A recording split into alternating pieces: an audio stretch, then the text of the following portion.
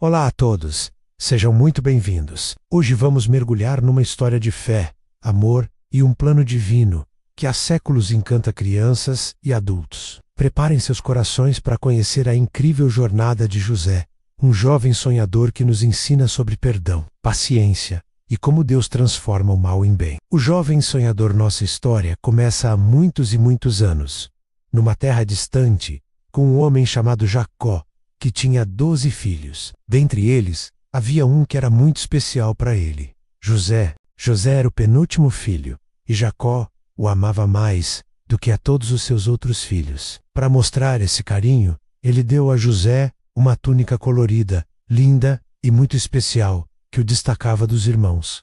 Essa preferência, porém, causou um grande problema. Os irmãos de José sentiam muita inveja dele. Eles viam como o pai o tratava e como ele se destacava, e isso os deixava com o coração cheio de ciúme e raiva. Para piorar a situação, José tinha sonhos que pareciam prever um futuro onde ele seria grande, e seus irmãos se curvariam a ele. Imaginem a reação dos irmãos. Você acha mesmo que um dia vamos nos curvar a você?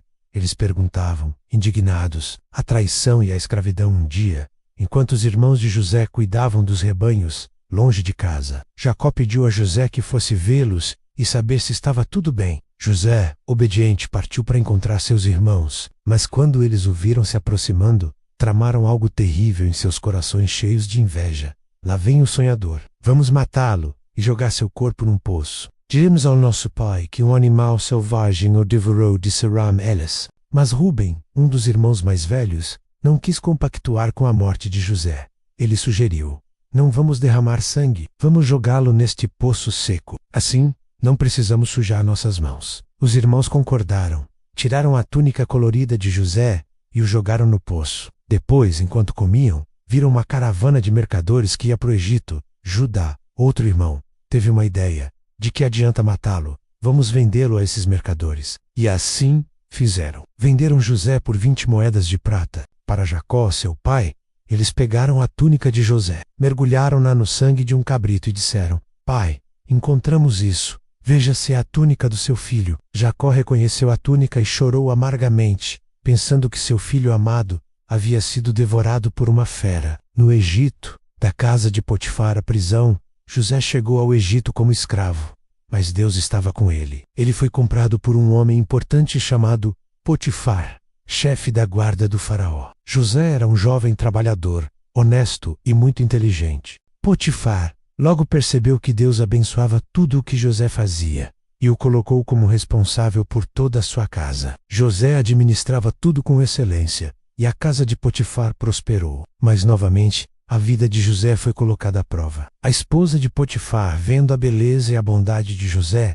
tentou seduzi-lo. José, porém, era fiel a Deus e a seu senhor. Ele recusou a proposta dela, dizendo: como poderia eu cometer um mal tão grande e pecar contra Deus? Furiosa por ter sido rejeitada, a mulher mentiu para Potifar, acusando José falsamente. Potifar, indignado, mandou prender José. E lá estava ele, um escravo inocente, agora na prisão. Mas mesmo na prisão, Deus não o abandonou. O carcereiro logo percebeu a bondade e a inteligência de José e o colocou responsável por todos os outros presos. Os sonhos do faraó e a interpretação na prisão.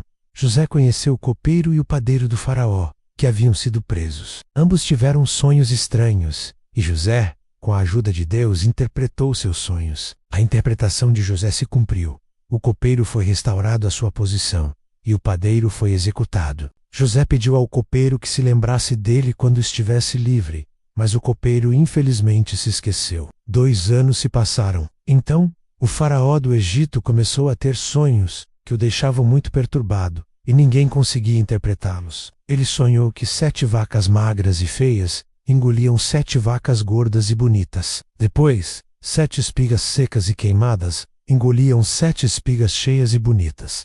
Ninguém sabia o que aquilo significava. Foi então que o copeiro se lembrou de José na prisão e contou ao faraó sobre sua capacidade de interpretar sonhos. O faraó imediatamente mandou buscar José. José foi levado do calabouço à presença do homem mais poderoso do Egito, diante do faraó. José humildemente disse: não sou eu quem interpreta sonhos, mas Deus dará uma resposta que trará paz ao faraó. E José interpretou os sonhos do faraó. Os 7 anos de vacas gordas e espigas cheias significavam 7 anos de grande fartura para o Egito, e os 7 anos de vacas magras e espigas secas significavam 7 anos de fome terrível que viriam depois. José aconselhou o faraó a nomear alguém sábio e inteligente para recolher e armazenar toda a comida durante os anos de fartura, para que o Egito não sofresse na época da fome. José, governador do Egito. O faraó ficou impressionado com a sabedoria de José e viu que o Espírito de Deus estava nele. Ele disse: encontraríamos alguém tão sábio e com o Espírito de Deus como este homem. E assim, o faraó fez de José o segundo homem mais poderoso de todo o Egito, abaixo apenas dele. José ganhou anel, roupas finas e um carro para viajar por toda a terra. Ele tinha apenas 30 anos quando se tornou governador. Durante os 7 anos de fartura, José viajou por todo o Egito, recolhendo e armazenando grãos em grandes celeiros, tanto que pararam de medir, pois era incalculável a quantidade. E, como José havia previsto, os 7 anos de fome chegaram. A fome se espalhou por toda a terra, mas no Egito havia comida, porque José havia se preparado. Pessoas de todas as nações vinham ao Egito para comprar comida de José. O reencontro e o perdão. A fome era tão grande que chegou também à terra de Canaã, onde viviam Jacó e seus filhos, os irmãos de José. Jacó, ao saber que havia comida no Egito, enviou seus 10 filhos mais velhos para comprar grãos. Quando os irmãos de José chegaram ao Egito, eles se curvaram diante do governador, sem saber que era José. Eles o viram apenas como um oficial egípcio. José os reconheceu imediatamente, mas não revelou sua identidade. Ele os testou de várias maneiras, para ver se seus corações haviam mudado. Ele os acusou de serem espiões, pediu que trouxessem o irmão mais novo, Benjamim, e chegou a colocar uma taça de prata no saco de grãos de Benjamim, para provar que ele havia roubado. Os irmãos ficaram desesperados. Judá,